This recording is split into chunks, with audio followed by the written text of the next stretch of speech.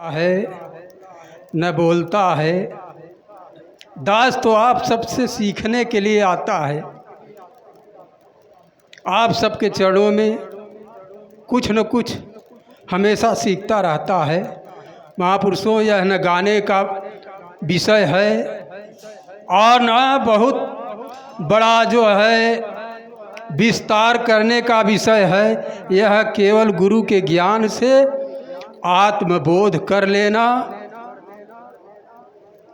अपने आप को जान लेना, यही सत्य क्या है महापुरुषों? सत्य बाबा जी ने बोध कराया। धर्म सत्य, धर्म न दूजा सत्य समाना, आगम निगम पुराण बखाना। धर्म क्या है? प्रिंसिपल साहब ने सब कुछ समझा दिया कि नर सेवा नारायण सेवा, यानी मानव सेवा। और राम कौन है? राम,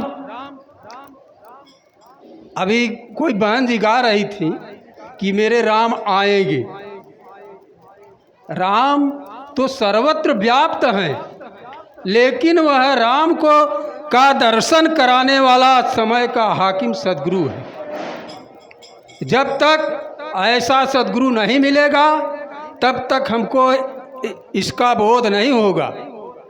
हमें आत्मा और परमात्मा का बोध नहीं होगा महापुरुषों। तो राम हमारे बैठे हुए हैं, राम कहीं से आते नहीं हैं, वो सगुण में आते हैं हम सबको इसी का दर्शन कराने के लिए। जो जिसके द्वारा जिसको ज्ञान हुआ वही उसका राम है महापुरुषों। अब राम धनुष बाण लेके नहीं आएंगे और न चक्र सुदर्शन लेके आएंगे, जो हमारे भूल हैं। अब आकार साकार निराकार, प्रिंसिपल साहब ने इसका सब आप सबको समझा दिया इसके बारे में कि साकार में यह जीव आया है।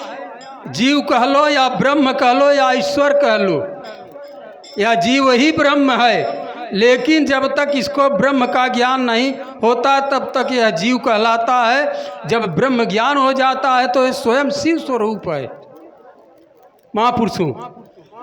और साकार रूप लेके आया, संसार में कार्य व्यवहार किया, सारे चीज किया, उसके बाद फिर और निकल के फिर इसी निराकार में समाहित हो गया। और आकार तो है जो इसका फोटो करके रख दिया जाता है एक निशानदेही कि हमारे गुरु या हमारे माता पिता इस शक्ल में थे, इस शक्ल में थे। वो आकार से कुछ प्राप्त नहीं होगा, जो भी प्राप्त होगा तो साकार से प्राप्त होगा महापुरुषों। दास ज़्यादा न कहकर इन्हीं शब्दों के साथ प्रेम और प्यार से बोलिए सद्गुरु भगवान की जय।